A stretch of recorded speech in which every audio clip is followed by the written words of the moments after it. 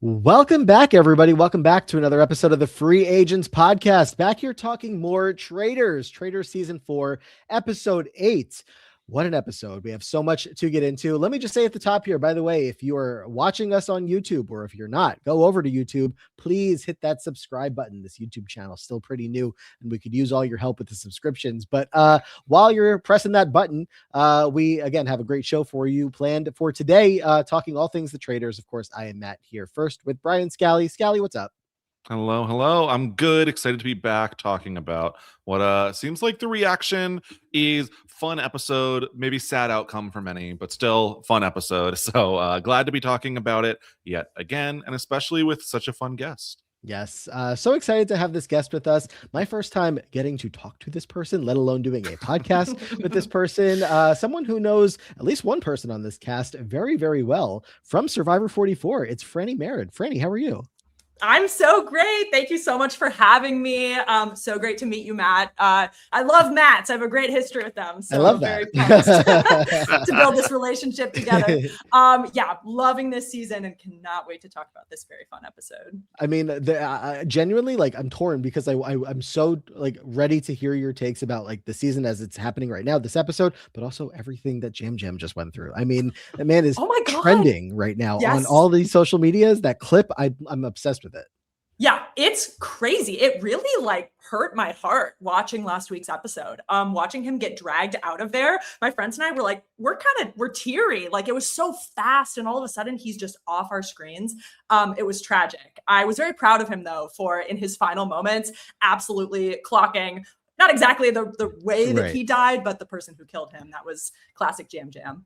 Scally, you were shaking your head. I guess you've seen the sound clip is just everywhere. Everyone's recreating it. Oh, that's so funny. Which one?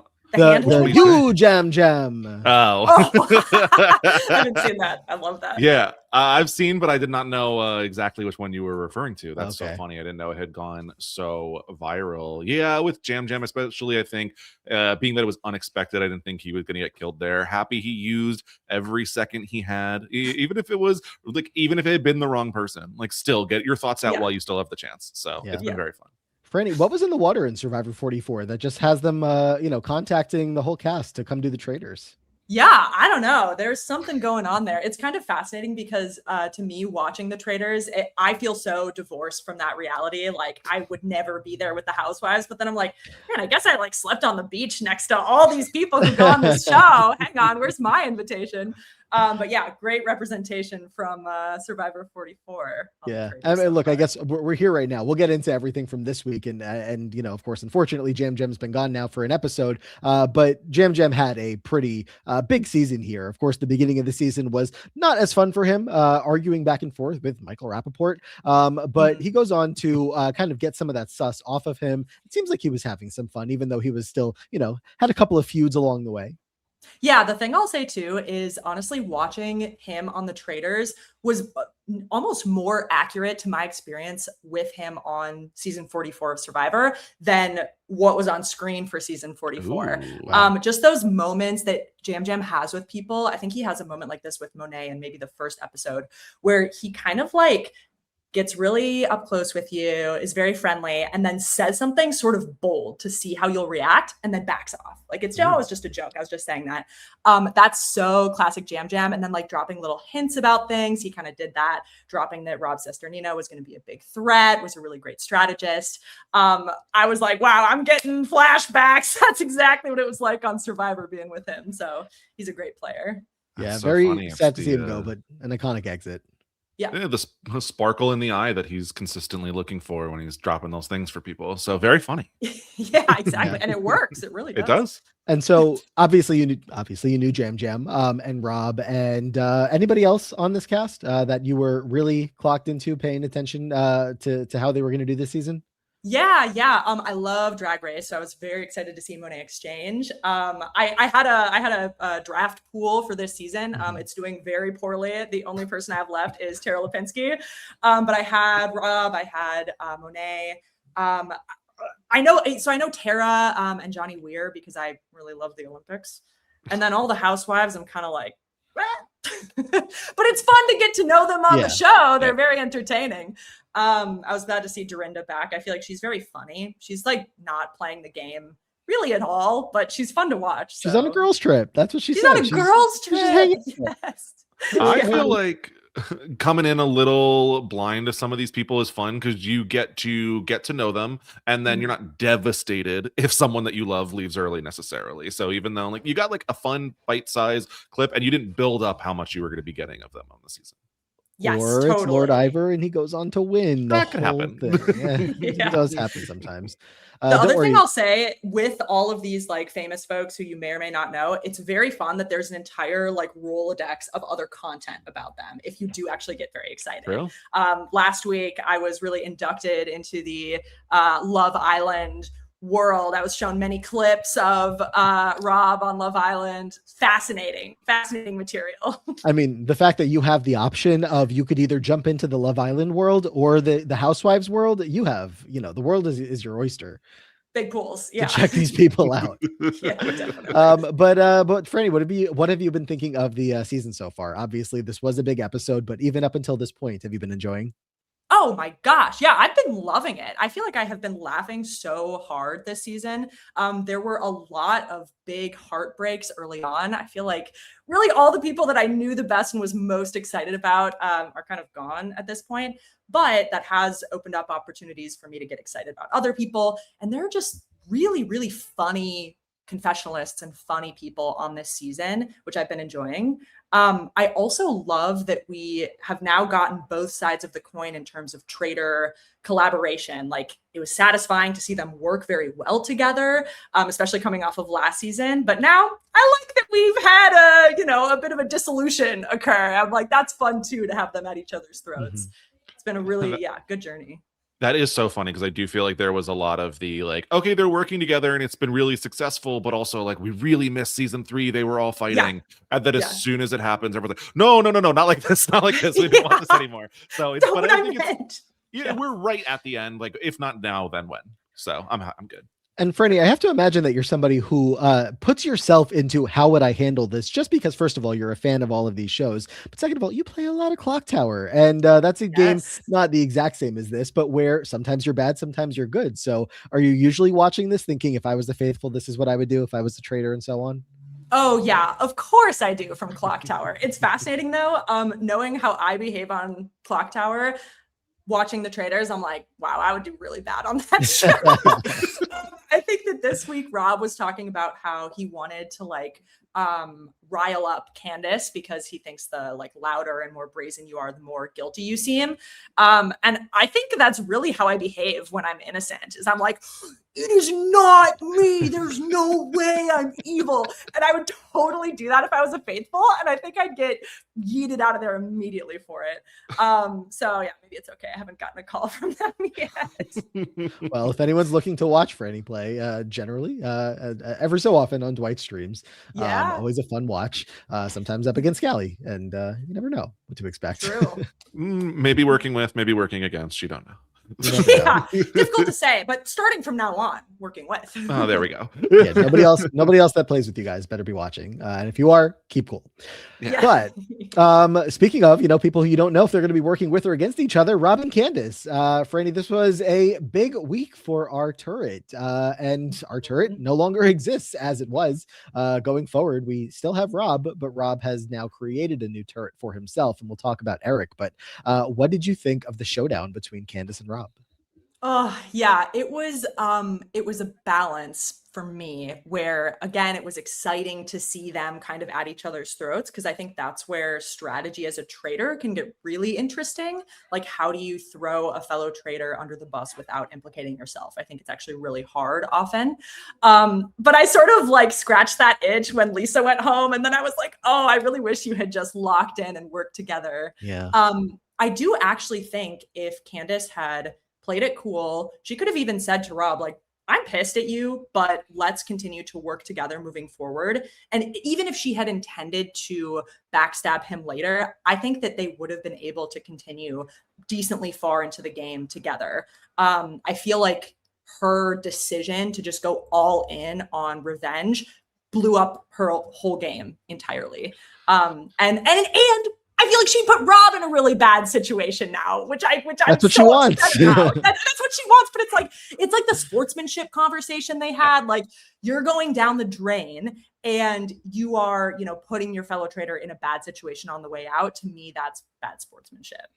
Yeah, I feel like Candace's first instinct was like, I'm gonna let Rob know that I'm mad, but I'm gonna reel it in. I'm not gonna like blow up at him. He's not gonna get that from me. I'm gonna play him right now. But I almost feel like if she had just like let it out and be like, what the fuck did you do? Like, how dare you? What are you doing? Are you gonna do this to me? Like, I feel like you can almost like, all right, we've gotten it all out. We've sorted through it. Like, let's have a long turret meeting. And then at least like, it comes off as more authentic. It can be trustworthy. Whereas Rob was able to so easily read. Like, Candace is really annoyed with me and she thinks that she's placating me. But I think the like disingenuous vibe just set them up to fail even further.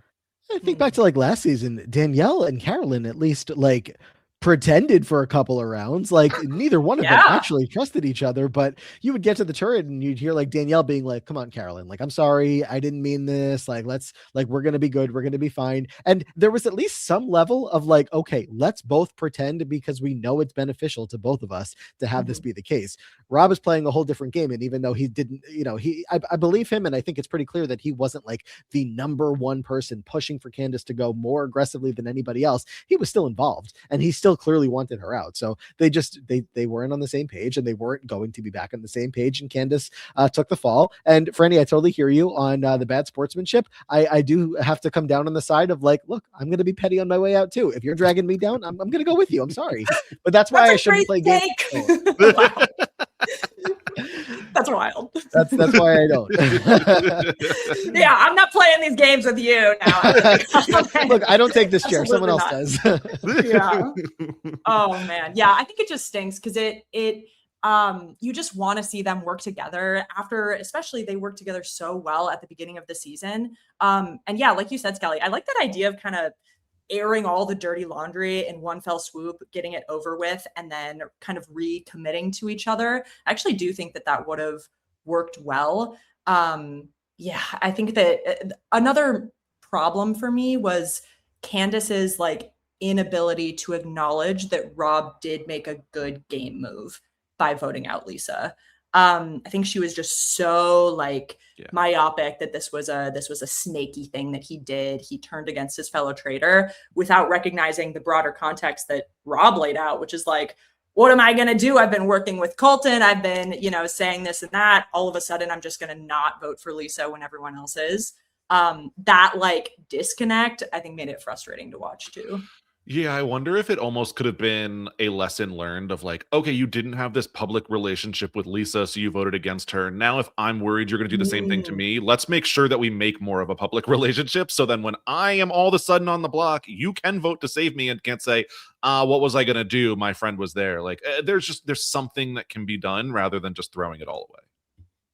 I do want to point out, we didn't really talk about this, Scally. By the way, of course, if anybody missed, we did our full episode recap. That's up in the podcast feed only, not here on YouTube. So check that out if you're interested. But in that discussion, Scally, we didn't, or at least I don't remember bringing up, Rob was talking about how he wanted to stay calm while Candace got all riled up. Not once in this episode, maybe in like the personal one-on-one chats, she was a little riled up because she was angry at him, but like never once at the round table or in any public setting did she like let on that she was like, I don't know, either upset or like she was pushing for Rob, but it wasn't in the way that he made it sound like he expected her to get.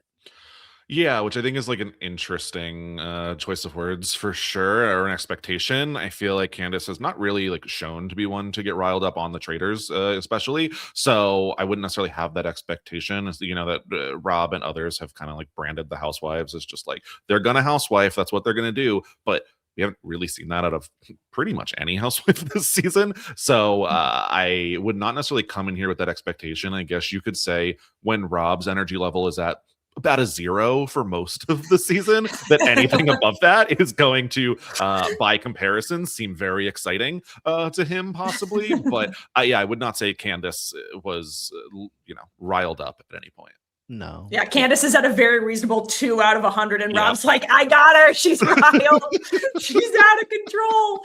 Yeah, I'm sure you all talked about this in your full recap too, but not for nothing, like Candace did really a fabulous job, I think, as a traitor. I think it just at the end here, she really got in her head about this idea of the betrayal from Rob and then made some poor decisions. But you can even just see in the episode for like Johnny, how hard it was to vote for her. Clearly she made like really strong relationships, and she did keep herself like very in check with the way that she communicated at the roundtable and one-on-one the whole time.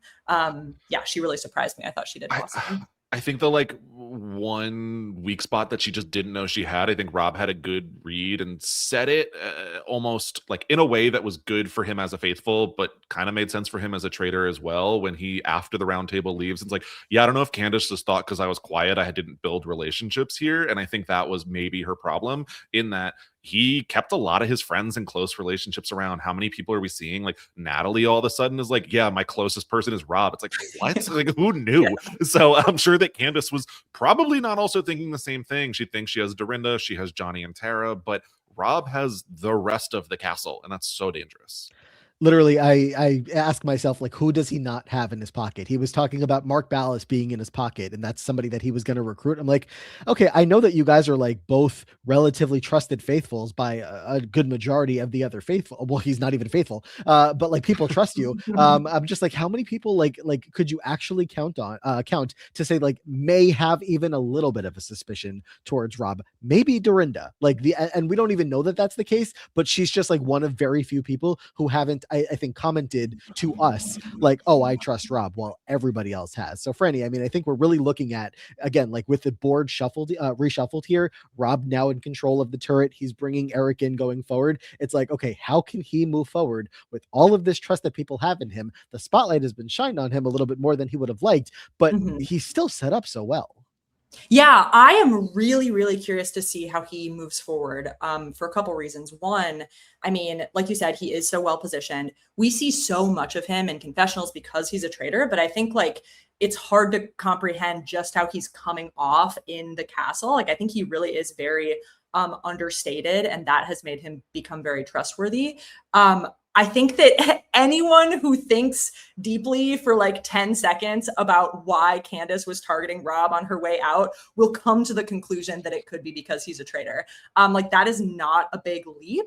And at the end of the episode, we saw people kind of noodling on that. Like, wow, why'd she go for Rob? What a random pick. Again, like 15 seconds of good critical thinking could get you there, which makes me super, super nervous. The other thing that I am thinking about is last week's episode, or was it the beginning of this week? Johnny was the person who brought up to Candace this idea that there could be something suspicious with Rob because of his connection to Colton. He was actually the first person who said that to her. Obviously, I think Johnny will perceive that differently now that he knows that Candace was a traitor. But I wonder if he'll get back on that. Like that whole idea didn't just come from Candace. So there could be little like bits of evidence that people could point to from earlier in the game too.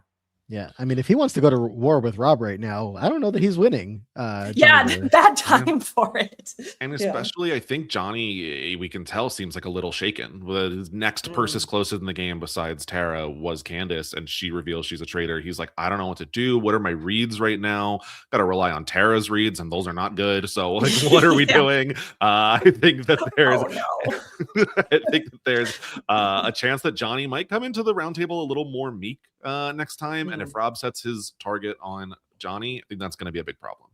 See, I can't like, I just don't have the, like, let me picture myself in this game, but like both of you like play games much more often. Imagine you're the faithful and you realize that you were friends with the traitor. Are you freaking out as much as Johnny did? Like he was so upset that he could have possibly been associated with a traitor. God forbid, this person that got picked to be a role on a show.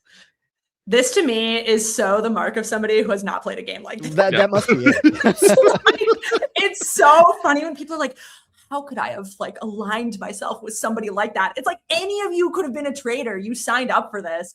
That's something that always really like inflames me in general in this show is when people make comments like, whoa, I could never be a traitor. Like, I don't have it in me. It's like, okay, it's a game. And like, yeah, you could have gotten picked. So I feel like that comes across really differently when you haven't played these kinds of games. You haven't had any sort of like betrayal before. It's hard to experience that for the first time. And yeah, some people are just more like weathered with it than others. I mean, go ahead, Skelly. I could definitely see myself in a world which like I get fooled, I get to the end of the game and like my jaw's on the floor of like I can't believe I got fooled. Like that is totally in my mind, but like I don't think that it is going to shake me in where I can't continue playing the game. How could they? Like we move on, you know. Okay, yeah, I got it wrong, and you know, eventually you voted right anyway. So at some point, like you realized it. I just don't think that it would take me, you know, a very long time to keep it moving. It's just like we know, and we joke a lot about the people that watch the show that are just rooting for the faithfuls, because the idea of traitors winning, like bad people, villains winning, is so, you know, insane to them. I mean, that literally the same thing must just be they're not like regular reality TV fans, because like show them heroes versus villains, they're gonna be rooting for Rupert. They will. They don't want to see any of the debaucherous villains doing well. The second Parvati pulls out those idols, they're like, get this person off my screen. I'm sure. It's the same energy, and it's like great for you if that's how you're watching, but it's just it'll never compute to me. We're watching the Traitors. We're not. It's not that was heroes versus villains. This isn't faithful versus traitors, where it's like, yeah, pick your side. It's about the traitors. But you know, go off, Johnny Weir. Glad you're okay. Glad she didn't hurt you.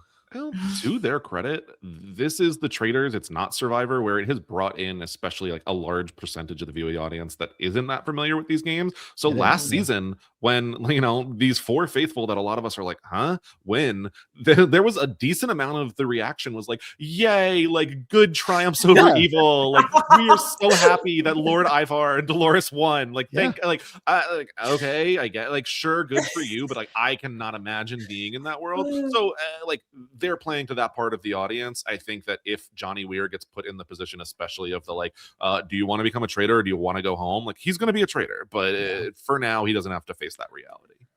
Frannie, what do you think of the murder here? Colton was such a big character on the season. He was really pushing his weight around in a lot of different votes. You know, probably was going to get banished at some point, but Candace, in her final act of something she can do for us, gifted us the gift of Colton exiting the game. Yeah, thank you, Candace. Thank you. His smug face off my screen. Yeah, I thought it was a really fascinating choice. Probably a poor choice, especially for Candace, given that we can see the result is that she goes next.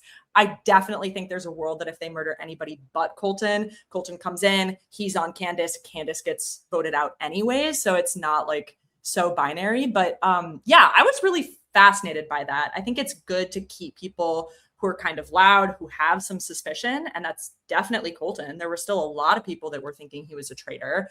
Just feels like a weird time to take him out. The other thing that people weren't really talking about that sort of surprised me, when Candace was bringing up this idea that Rob could be a traitor, I was like, why is nobody saying that Rob wouldn't have murdered Colton? Like, there's no way that Rob would have done that. To me, that felt like the most clear evidence that Rob was not in the turret. That's how I'd be thinking if I was a faithful. It's a great point. Yeah, and maybe people were like talking about that or thinking about that, and we just didn't necessarily see it. But yeah, that was sort of fascinating to me that she was making this case like he's so nervous because he just took out his best friend. But then why would he have done that in the first place? Her whole argument was so shaky. It was like really unfortunate. Yeah, there's also like, you know, besides like Scally, the conspiracies of like, did Colton know more information? Like, if I'm Rob, there's also a world that I'm nervous that Colton will eventually find me out if he doesn't actually know that I'm a traitor. Because Colton has been, you know, what, 50-50? If that 50% lands on me of him getting me correct, I don't want that. Colton is loyal to Rob, but he's more loyal to the camera time. Like that is ultimately what he's coming here for, you know? And so like he wants to be the one that is taking big swings every single week. And if Rob becomes that big swing, I have no doubt in my mind that Colton would do it almost just to do it at a certain point, whether he believed it or not. I think that he just wanted to be a super active player who got lots of airtime. And so I think if Rob was that option, it would happen. I don't think that it was an immediate worry for him, but at the same time, Rob has a lot of allies who are much more malleable than I think Colton was. That's a very good point. Wait, can I ask what was the conspiracy? I don't know about the conspiracy. Yes. There's some, you know, people wondering. You want to jump in? Oh no, I was just gonna say there are some people I don't buy into this, but I'm debating if I do or not. Just people think that maybe Rob tipped off Colton as to the fact that he's a traitor and who the other traitors are, to basically imply like, hey, let's get rid of them, and then I can recruit you, and the two of us can like control the game together.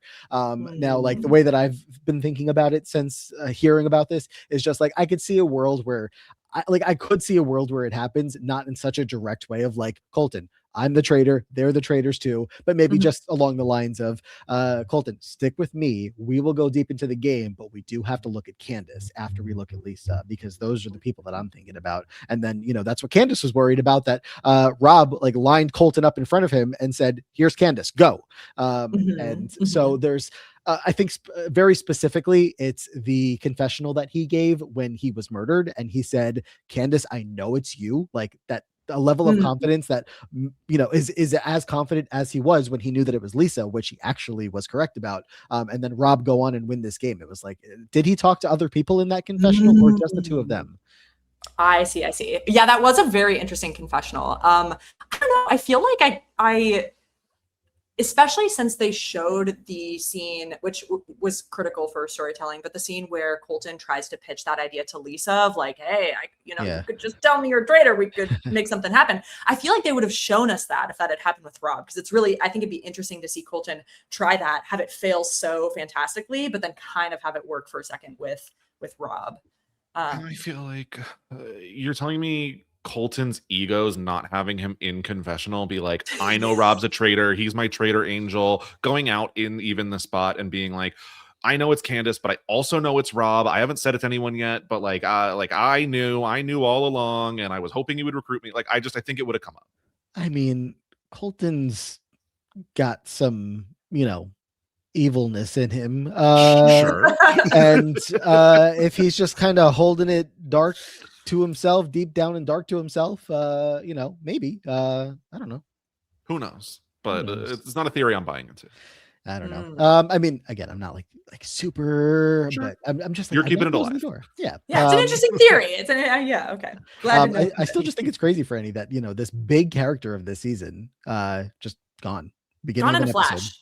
Yeah, that's really how I felt about a lot of these exits. And it's people, who have been built up into huge characters in the narrative too. It's not just like that have big personalities and so naturally shine. It's like we see a lot of them and then they're just gone. Yeah. And now I'm like, wait, who's Steven? I'm like, that's the guy who I have to pull up my cast list for because I'm afraid I'm going to forget his name. And he was a big topic of discussion this week, actually. Can we talk about him? What do you think? I mean, he goes from, you know, background, just not really present on the show at all, to now like going into next week. It's like, well, is he one of the top 2 most likely people to get banished? Not just murdered because like, oh, no one, like people think that he could be sus. Maybe it's mostly because of the Lisa thing, but like he's a candidate. Yeah, I think that they're at a point, the faithfuls, where they're making really fair judgments about like the meta of traitor picking now that they've gotten 3. So I think it was Johnny that was saying like there's got to be some like man energy up there, which I think is totally fair, that you would assume it wouldn't be 4 women traitors from the start. It's so strange. I think that he is so understated that it does make him a reasonable suspicion. I think sometimes like that's people's reaction to being a traitor. That's how I play Clock Tower. When I'm evil, I'm like, I'm going so deep under the radar, you'll never see me. And he's clearly smart. And like when he does contribute, it's intelligently. But yeah, big visibility spike for him, which came as a bit of a shock. It's just so hard because I could not think of the meta, and as much as I think that they're looking at Rob in a similar way because they don't know who Rob is, where I'm looking at Steven, and I like Steven. I remember for Steven from Laguna Beach. I came in excited that he was here-ish. But like, are you telling me, okay, you have 24 spots on the cast and you're using one on Stephen Colletti. You have 4 traitor spots and you're using one on Stephen Colletti. Like, I like him. I really do. But that's not coming from like a Steven hater. But like, really? Like, I don't know. I just don't think you're headlining. They're at this point where obviously they feel like they need to catch a male traitor. And so, that's certainly not helping Steven's case. But Johnny Weir, I think we already talked a little bit about some of the sus that he had. Frannie, I thought it was interesting at the end of the episode when you have Maura talking to Tara Lipinski to her face, throwing out, maybe it's Johnny. And Tara's like, no. But Johnny's name is out there. Yeah, that was very interesting too. I do think that it's hard for me to tell how much the folks in the castle know about Tara and Johnny's relationship. Yeah. Like they are really, really close, incredibly close. And so if folks in the castle know that, then I think that Tara's judgment there will be taken at face value and people will believe her because she should be able to tell if he's a traitor. They're so close. But I feel like people haven't been treating them as a pair, which leads me to believe that they don't really understand that's happening. The thing that's so interesting about Traitors, and this is just a function of there being almost no concrete evidence at all, it's kind of annoying or like silly to me when somebody gets voted out, they are a traitor, and then you look at the person who was supporting them the most. It's like most of the time traitors are not going to very explicitly and publicly support each other, especially when one is in like deep doo-doo like that. And so Johnny's like the last person they should be looking at right now. But I think people aren't thinking about the game in that way. I mean, it's also maybe a little bit of like who, they keep talking about who could do it. And I could see, Johnny just having the good personality. Like he's talking a lot at the round tables, which is kind of a little bit of what I thought Candace was doing at first at the beginning as well. In the first like 2 or 3 episodes, she was talking at the round tables and helping solve. And that's what people were looking at her being like, oh, she's clearly good. She's getting it on to Ron, which everybody has sus on Ron. So there was a lot of that going on. And I feel like Johnny's in a similar spot where it's still like they don't look at the quiet people. They're only looking at Steven because Lisa put rocks in his thing. Yeah. A little bit. I think there was like a little bit other for Steven. It's really like the only thing that gets brought up here. He is just, for whatever reason, when a lot of the big names are off the board, some of the smaller ones are starting to get a little more shine on them. And whether that's in confessional count, if that's in like suspicion around the round table, pretty much everyone's up for grabs at this point. Yeah. And one of the final people, or not final, but one of the other people that I think is highly sussed going into the rest of the game, Frannie, is the other person from Survivor we haven't really talked a ton about yet, but Natalie Anderson, the last gamer here, the last survivor here. It's very interesting. I mean, look, when I talk about Natalie, or when Scally and I talk about Natalie, it's from like a very super fan perspective. But just like to zoom out a little bit, she looks so lost in this group of like, it's all of the randos and a gamer still. Like they obviously kind of were looking at her last week, and then that didn't end up going through. Only Tara and was it maybe 2 votes on her? But it still doesn't feel like she's in the best spot going forward. Yeah, Natalie is she has had a really interesting arc in this game. It's really just cracked me up how excited she is about the challenges, the missions. Like that's her main personality trait. I mean, you have to imagine that people will come back to her because of this idea that there has to be a gamer in the turret, which again, based on the meta of all the previous seasons, is pretty sound. Like that's a sound assessment. So I'm worried for her. But on the flip side, I think that her zeal for the missions, her very like emotional reactions to being put in danger, and just like the way that she is kind of vocally trying to solve and has really strong opinions, I think it all comes off very faithful. So I could see the castle like turning to her if they're in a place where they just really don't know who else to go for. Like she's kind of a safe bet that will always be there as an option for traitor. But if I was in that castle, I would be like, this girl is a faithful. Like she basically like had a fit about getting the, potion when Jam Jam went out. And that would just be so too much attention if she was a traitor. That would be an insane move. Especially because it was like to keep the potion away from Tara, who also wasn't going home. And like, okay. Sure. Yeah. I think she just stands out so much, and any of the gamers stand out so much because I don't know, something that I've been thinking about more, that I watch more Traitors in the US version of the show with this group of people that they bring together, is how different the gamers are to the rest of the cast in terms of like their career. Like the gamers, plenty of them go on the show that have careers and they, are making money on their own. But like the other celebrities are kind of like, real celebrities, not to sound shady towards the gamers, but that's just kind of the scenario that they're in. And so, Natalie is here to play the game and play hard. And so when she's out here talking in missions, like we have to like stick together, like, are we all going for the shield or not? People are looking at her like, what are you doing? And she's like, I'm playing the game. What's wrong with that? While everybody else is just on a whole different level. Even if Mark Ballas is, Mr. Superfan of all these shows, he's not playing as aggressively as Natalie is going to be. So it's just, it's interesting to watch, like just knowing the two different worlds and seeing like how they probably perceive her and why that's going to be so tough for her to overcome. Yeah. I think every so often you'll get a gamer like Ian who had said like, we're here for the fun, not for the money. Like it's not that much money. Like I'm down to play the game. And I think that's a lot closer aligned to most of the cast who like, sure, they get their signing bonus. And then otherwise like they can go home. It's not going to ruin their lives. But you see every so often then also like Tiffany really wanted to be there. She really wanted to win this. And that's why there's a hard time computing for a lot of people in their heads of like, why do you need the shield so bad? Why do you care so much about this? It's unfortunate. The bigger unfortunate part is like when I'm thinking about who's going to be the Dancing with the Stars pick of the season, the gamers aren't even possibly in consideration for me. They pick anybody else. It's Dylan Efron. We think it might be Rob from this season, Rob Roush, that is. I'm like, put Natalie on Dancing with the Stars. Put Jam Jam. I'll watch that. Yeah, they would crush it on Dancing with the Stars. Truly, it just feels like they are like not who the like I don't know, the rest of the world is looking for to like continue on with that fame for some reason, even though like they're here because they're stars, like they're here because they could be so huge. Recently Rob Roush and Lisa obviously both and Candace, both Traitors, like Sonic ads, Arby's ad.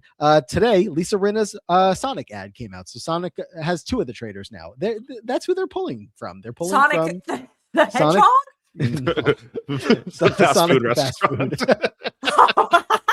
Okay, but both would be great. I'm just looking for more opportunities for our CBS people. Fascinating. That's fascinating. Yeah, I mean, I think it just makes it hard to watch. Like when you are somebody who is a big fan of the gamers, watches a lot of those kinds of shows. It's just clear from the get-go that they are coming in with like a different set of expectations and like almost a totally different playbook than everybody else who's there. And sometimes like they can, almost like supersede the silly playbook that a lot of the like housewives and other random folk are playing by and like get through to the end of the game and do really well. But sometimes that disconnect is just catastrophic, which I feel like is what has happened this season. And it's a bummer because the Traitors like, I think that as a game, it certainly has some shortcomings, but it has so much potential to be really like interesting and crunchy from like a gaming strategy perspective. And when the majority of people are coming in for a girls' weekend, it sort of like limits how interesting the strategy can be. Yeah, and as we always say, or I always say, if you're watching the show just for the game, you're going to be let down every time. So have fun, meet the characters, and expect that your favorites are going to not do well. If you happen to have a favorite that goes far, great. Natalie, Moore, both still in. I'm happy. Frannie, you, again, play a lot of Clock Tower, and I know that there's a role or two in that game. I can't speak from experience that can be a good player that gets turned bad. So that makes me ask you about Eric, who is about to be in that position. Good transition. Thank you. Fabulous transition. Yeah, really good. Really good. Where are we going with this? How do you even begin to process the idea that a good player turned bad may just walk away from the game and say, I'm not doing this? Yeah, this is ties right into what I said earlier. This kind of rhetoric about Traitors being bad people just inflaming me. I'm like, that's stupid. That's stupid if he walks away. And like, I can't really fathom him doing it. Like, I think that was set up for us to create some stakes. But if he does, like, I'll be flabbergasted. I do think though, out of all the possible people, Eric is somebody who I think will seem really different once he knows Oh, he's a traitor, which I'm very worried about. And I think if he has good self-awareness, he should be very worried about. But hopefully he's like game enough to just go for it and see what happens. But yeah, I think all that, like, I would rather die a faithful than become a traitor is total BS. We say that. Now, allegedly, it has happened internationally where Where they say no? Yep, choose to leave the game. So, crazy. And that is on, I believe, a civilian season where, again, the money means more to people than necessarily are here. Crazier. That's crazier because for a civilian season, you really sign up and you're like, I could actually be a traitor. I feel like some of these people, like, they probably say when they sign up, like, I'm only going to be faithful. Yeah. Wow, that's crazy. Yeah, I believe that all to be the case, so it can happen. I think I still would be shocked. I totally agree. I think Eric is someone who is going to change up, and like maybe that's part of the motivation for Rob's recruitment of like, okay, maybe Eric doesn't have a ton of sus right now, but it could build should he start acting differently. So did question the recruitment a little bit, I'm not gonna lie, when it happened, but maybe there's logic that we didn't yet see. Yeah, Frannie, if you put yourself in Rob's exact shoes, knowing this exact cast that's left and the situation he's up against, that people are probably going to be looking for a man to banish soon, do you have a pick other than Eric, or would you have picked Eric as well? Yeah, Eric's probably the last person. Yeah. Okay. Honestly, the person who I think I would have picked is Mora. Because we talked earlier about how basically everybody's name is up for grabs. I think she's the only person who has had absolutely no heat besides the like randomness from Dorinda. Dorinda's on Girls Weekend. She's not doing real strategy anyway. I feel like Mora would be really fun. She's so kind of like, I don't know, she's like funny and brazen and quirky that I don't think, like, I think she could play off a bit of a attitude shift pretty well if one came up for her. And I think it's good to steer clear of the men, especially since people are going to be looking for a man to get out of the castle. Yeah, I would have liked to see her with Mora and Scally. I mean, like, I can't believe this is the case that, as Frannie just said, like only Dorinda has written her name down. We need Mora activated because we need someone to call her out and accuse her. She'll go off, but no one's doing it. How quickly we forget her skinny footsteps that were controversy at one point. Okay, yeah, for Ron. the half a second. So true. I totally forgot about that. Yeah. The light footsteps. And that's where we were like, okay, here's a crumb of what we could get if Mora really gets accused. But we need to like get down to it here, and someone needs to call her out. It needs to not work. But like, and even if it does work, even if they get her out, that round table will be legendary. We will never forget it if Mora is going off about someone coming. And like, I just don't know who it is at this point because everyone is so quiet that like, who is going to be the person? Natalie and her seem back on a good page. Dorinda backed off of it. Rob's not going to go after her. Like, all of the people who I think could have gone to battle with Mora are out of the game, and I am so sad about it. I could still see Dorinda. I don't know if it's going to be like the best game argument, but like I could see it getting heated at least. So there is that. I think the problem with Mora is it doesn't satisfy the like male traitor getting voted out before Rob. I don't know that Eric does just based on sus level as well. So that's my concern there. My real hope was like he recruits someone, they get voted out, and then he recruits Mora. Like take it to the end with someone like after you throw that male traitor under the bus. I do think it's going to be a tough position for Rob to be in after back-to-back weeks of what they don't realize is traitor on traitor with Lisa and him and Candace and him, and now potentially, whether it be Steven, Johnny, whoever versus him. I think that even maybe these faithfuls would start to catch on, but I don't know. We'll see what happens with Eric. So would you have done like a high profile man who's got some sus like Steven or and just get them out right away and recruit again? I feel like it's the only option. Like if I'm in the manor, I could think of like what is the narrative that like they tried to do in picking the traitors. I have to metagame it. It's the most information we have, and the only world I even would see that it wasn't like there is a man in that turret is if they really did go all in on the housewives and it was like housewives plus Donna. So like Dorinda would be the only woman I would be considering voting out before I'm voting out every single other man in that castle. But they're all not thinking that smartly, as I say the word smartly. The question was, what would I do? Because I still feel like they may vote out Natalie before they get to a man. I totally agree. Which would be so, if that happens, oh my word. Especially after it was like her versus Lisa. And like, I just don't think that Lisa targets another traitor in that way so directly. I don't, maybe they don't know, like, what we know. And so it comes off, but it totally cleared Natalie in my mind for them. And so I was like, honestly, like Natalie's a much more acceptable kill from their perspective, because she should be so clear, even though she had sus, but you still have Tara and people bringing up her name. So what are we gonna do? It's not just like, okay, Rob, now is in control of the turret and he brought Eric in. Like, I think, clearly it seems like we all agree that the better move would have been anybody but Eric, but probably like a Johnny that he could throw out in front of him. But he would have also needed to play that very carefully and not just brought Johnny in to then like betray him to his face, because you don't want somebody coming into the turret gaining the information of you being a traitor, and then Johnny's going to do to you what Candace just did and throw you under the bus, and now multiple people are saying it's Rob, and Johnny's also going to go out there and say I'm a traitor, and then everyone's looking at Rob again. So he would have had to be very careful if he did it that route, but the fact that he wasn't as careful with Candace doesn't make me very confident that he would have been careful with whoever else he might have brought in there. And that's the one big selling point for Eric over everyone, is I don't think that Eric is going to be as petty and throw him back under the bus in retaliation. So if he has the read, and again, like we are saying, we think it's the worst move based on what we know versus what they know. So based on what we know, I would be very nervous about going Eric. But if he thinks that Eric could get voted out because he's going to change so much, or because there is some sus that we're not really that privy to, then I think Eric is probably the safest bet in terms of who's not going to fight back and throw him under the bus in retaliation. Frannie, you have the cast list in front of you, right? I do now, yeah. I think is it a quiz? Are we quizzing? Yes.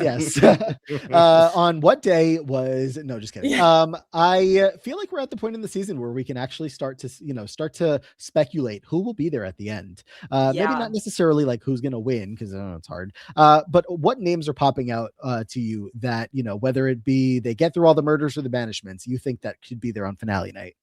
Yeah, so I mentioned this earlier. Tara Lipinski, last person left on my draft list, which doesn't have me feeling fabulous, but I do think she's in a pretty good position. I think she comes off really, really faithful. The only issue that has come up was this whole thing with her and Natalie. Natalie did throw her a vote this week, but I think we've seen that Natalie's had some intense reactions to things. I don't think people will read too much into that.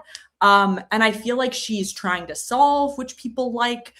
She has built great relationships, and I don't think she comes off as enough of a threat that the traitors will be looking to murder her anytime soon. So I'm feeling pretty good about her, actually. I would maybe say the same for Maura, because like we were just saying, who's going to go against her? She doesn't really have any heat. Kristen is somebody we haven't talked about at all. Yeah. I'm sort of struggling to understand where she stands in the game. I mean, she seems to be part of this group of normie faithfuls that is formed. And is sitting pretty there, but she maybe doesn't seem to be as tight as some of the other people in that group.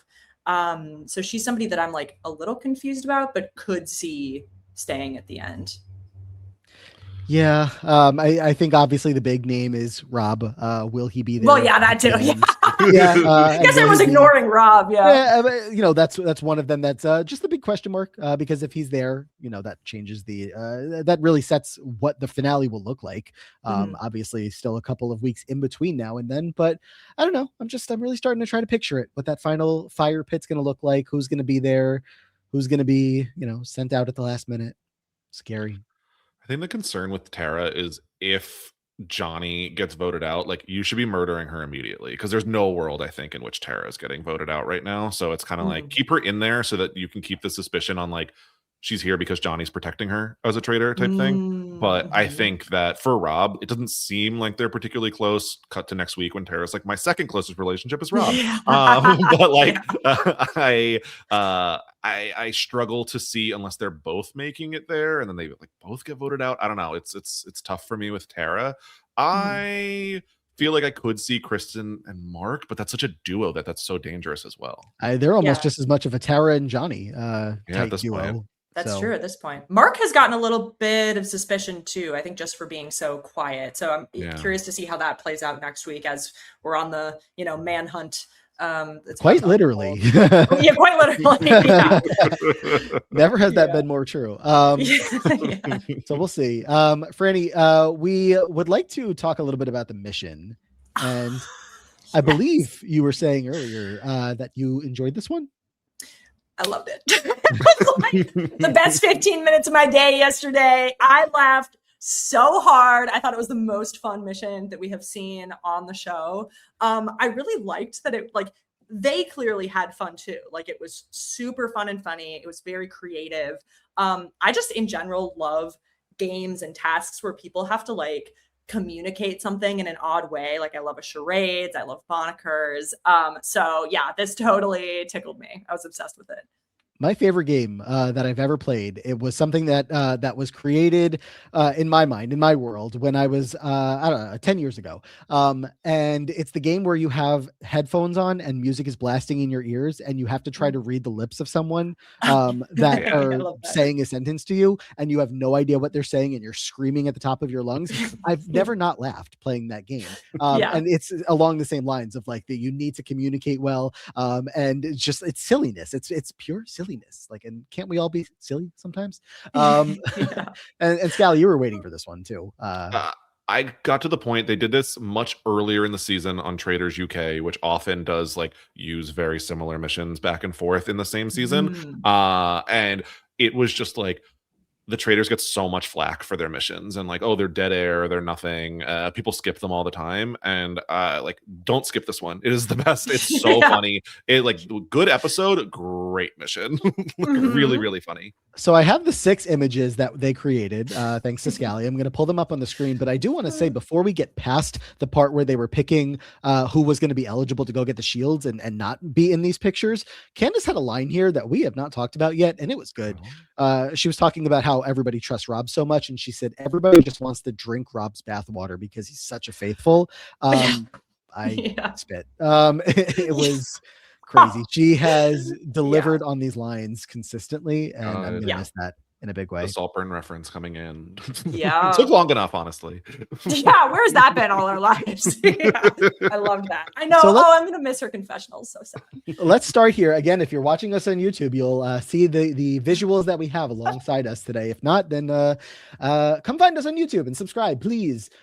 This was the first one, which was Welcome to the World. It was carrying a newborn calf. And here we have Mora being carried by Natalie and Dorinda as a cow, which was very funny when Rob was like, Dorinda's a cow, and Kristen's like, you tell her that. And is Tara also a cow, or is she tending to the cow? She's not supposed to be. She's supposed to be. There's supposed to be 2 people holding the calf.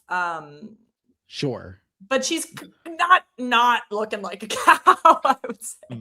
The funniest part of this for me is when they're reading the prompt and they're like, okay, there's a mother cow and a baby cow, and Dorinda immediately points to Mora, you and me, why? Why was that your immediate thought? Mora's got the duck lips, which they called out. They were like, oh, she's making a duck face, and that's not helpful when you're trying to identify a cow. But Mora said, I'm gonna look cute doing this, and yes. How can you blame the other her? thing that cracks me up is people are very in character here, and Natalie is just kind of just posing for a normal picture. Natalie's we're on a vacation. Of course, Natalie's carrying somebody. She came out here to be strong and win the game, and she's at least being strong if she's not winning the whole game. But that was the first one. Up next we have tending the cattle. Yeah, this was a big L from the warehouse team, in my opinion. I mean, so clearly we are milking and udder. The scarf over the head is so milkmaid. And isn't the jacket that Johnny's wearing, wasn't that Candace's jacket? Yes, it was. He was like, give me that jacket now. And I'm the cow. I need the black and white jacket. Where's the critical thinking about why we have switched jackets? Right. Come on, they did so well with the other ones. I feel like it was right there. It was certainly fun to watch them get it wrong, but this was not the fault of the photo taking team, in my opinion. I love Candace posing as like the most demure milkmaid like in her life. Like, why? She's at such peace. Yes, Candace honestly is like really serving in all of these pictures. There's like the other one where they're fighting as traitors. It looks like a Renaissance portrait of her. She photographs very well. It was like, dang, okay.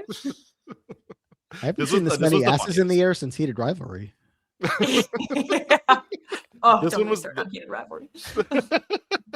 This one was the best. It's so funny. Like, I'm sorry, like you're putting them in the position where you have to milk someone. It's going to be hilarious. I mean, even Steven like tying the coat, being like, "Ooh, I'm in a compromising position." Like, it was very silly.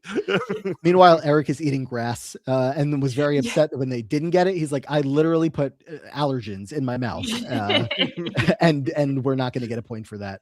Which, by the way, look at that fresh cut grass. They keep that those grounds. Fergus, right? We don't talk about Fergus on this podcast. Fergus. Why haven't we talked about Fergus yet? He's keeping busy out there. Up next, this was lead the charge. We have Mora, the warrior, leading the charge with Dorinda and Tara just cheering her on in the background while Natalie is a horse. Yeah, she is a horse. Rob, pretty useless in this challenge where he's like, do you think she's an ostrich? Like, why would she be on all fours? Yeah. Oh, God. Yeah, I don't know. I mean, Mora is obviously helping this in a big way. You can pretty clearly tell. And as Mora mentions, they go tree for tree. So they did a really good job in their acting for these pictures. But they all, I don't know, they're all bringing something to it. Tara feels like the one that she's like the least wanting to be silly, but everybody else is, they got their parts in it. Yeah. They're having fun. I love that Natalie is just like all these situations. She's like, yeah, I'll carry somebody. Yeah, I'm a horse. I mean, Natalie's coming from Amazing Race, which I guess maybe that's the show that she's probably done the silliest things on compared to Survivor and the Challenge. So she's like, what is Maura Higgins doing on my back while Dorinda Medley and Tara Lipinski are standing next to me cheering her on? Like, that's a sentence. Yeah, you got it. It's really one of those, like, you're probably wondering how I got here. Exactly. For her, which is very up next, we have Murdering Hour. Oh. 4 traitors fighting about who to murder, while Johnny Weir has Eric in a choke hold.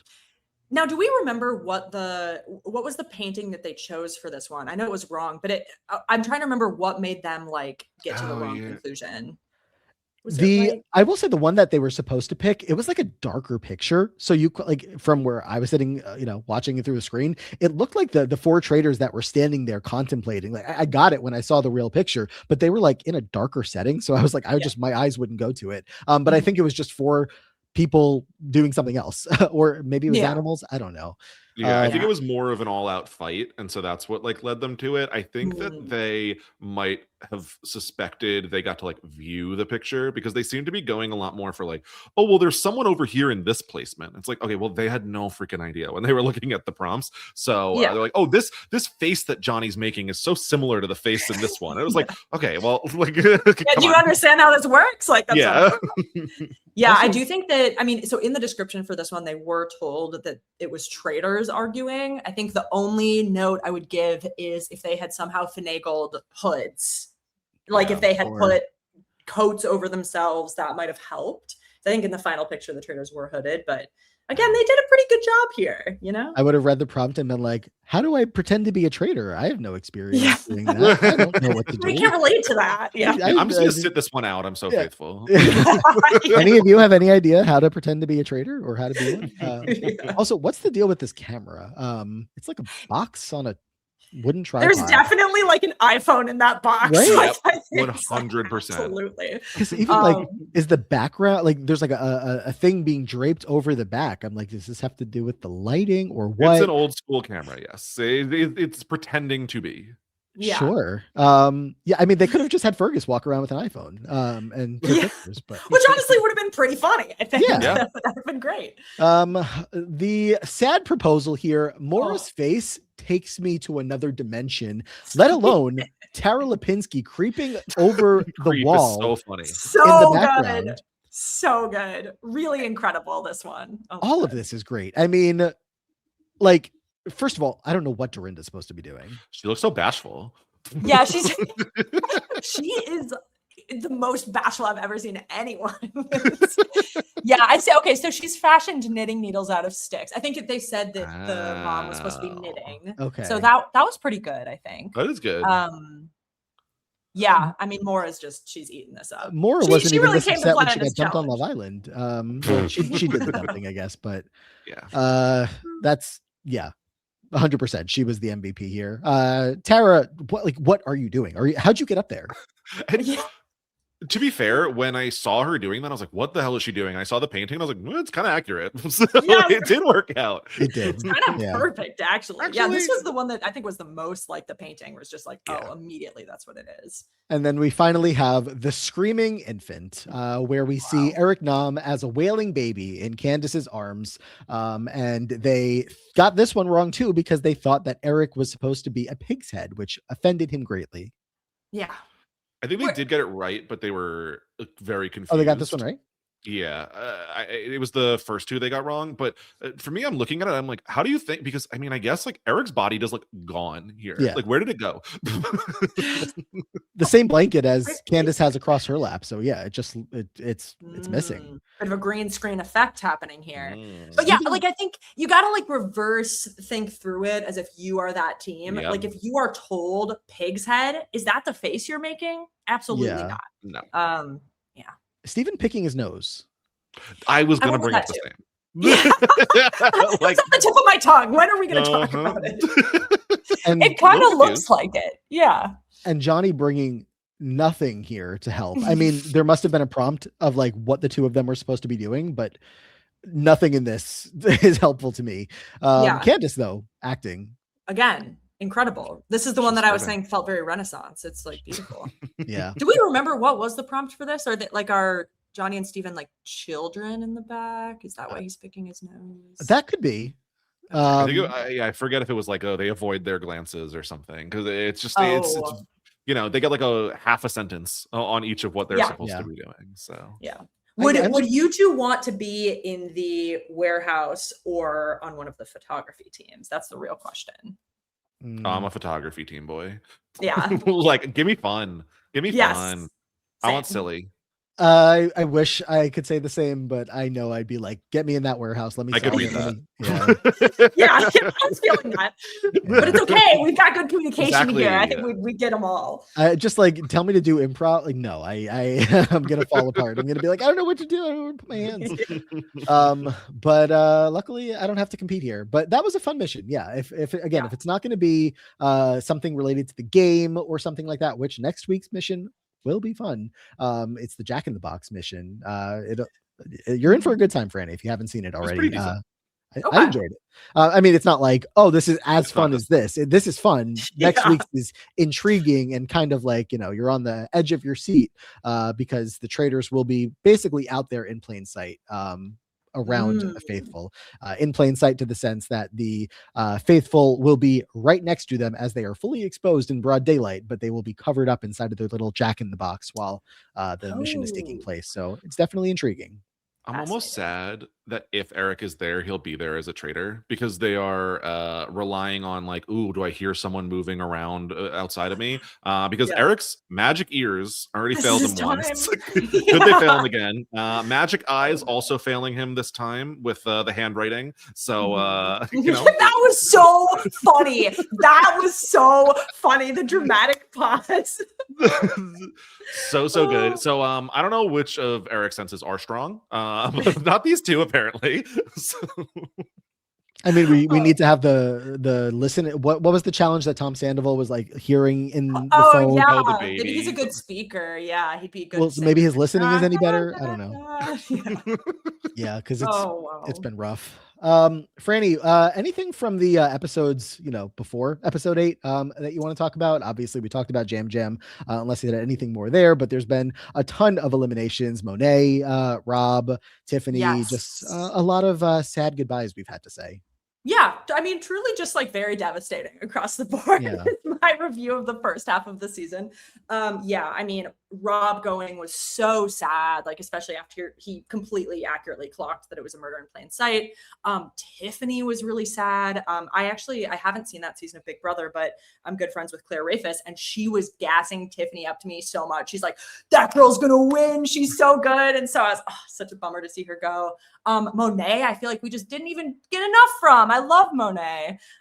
So yeah, I don't know. It like I said at the beginning, it's been a mixed bag of like devastation, but also lots of fun with new characters and new people. Which has been good. That's what's almost so hard about like the rumors for the All-Star seasons is, of course, the names that you would expect to see. It's like, oh, you know, like Phaedra and Parvati and Rob and like this Rob and the names of the people who had success on the Traitors were the names that were being thrown around in these rumors. And I understand why, but like, I want to see all the people who didn't get to show it, and so like it's so hard. And who had so much potential. It's a bummer. It's been fun so far. Maybe not everyone feels that way, but try to have fun. The boot order can suck on some of these seasons, but it's the Traitors.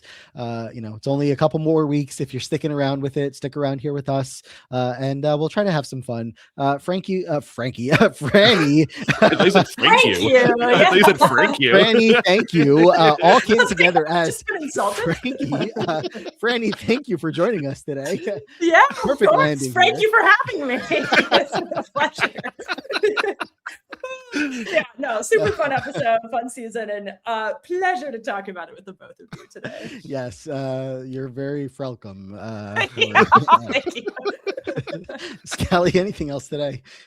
No, nothing else today. I mean, as per usual, check out anything I'm doing. Will be on Twitter at Brian_Scally. I'll post anything else there. I guested on the Swifty Boys, so go check that out. But yeah. And Frannie is the go-to place to find you these days. Blood on the Clock Tower on Saturdays, on the videos, on the recorded versions. That is absolutely the best place to find me. That's where you'll see me at my best. So if you want to go looking, Dwight's stream is a good place to start. Yes. So much fun with Clock Tower. And definitely fun to watch. Bring up Frannie, you guys, the fundraiser still going for Minnesota? Yes. Thank you for bringing that up. Yes, fundraiser is still going, I believe, until February 13th. Awesome. Tons of really, really exciting auction items. We've also had a lot of people just donating outright rather than bidding, which came as a total shock to me, is so fabulous. So that's an option too. If, the Zoom call with Carolyn is getting a little too expensive for you. But yeah, go check that out. It's on, I can probably just anywhere on Owen social media. Anywhere on Owen social media. It's a great place to look. That's so true. You'll be able to find it there. But yeah, really good cause, really fun items, and much appreciation to everybody who's already stopped by there. Yes. Good stuff. So everybody check all that out, and check Scally and I out here every week, talking the Traitors, talking the challenge. Right now we're talking the old school seasons of the challenge. You can find us on patreon.com/the Free Agents Podcast, but we would really like you to subscribe here on YouTube. That's what we really want right now. So please help us out with that if you haven't already. That's going to do it for now. We'll be back next week with more, whatever's coming up next from this crazy season of the Traitors. Until next time, take care, and we hope to see you all in the future.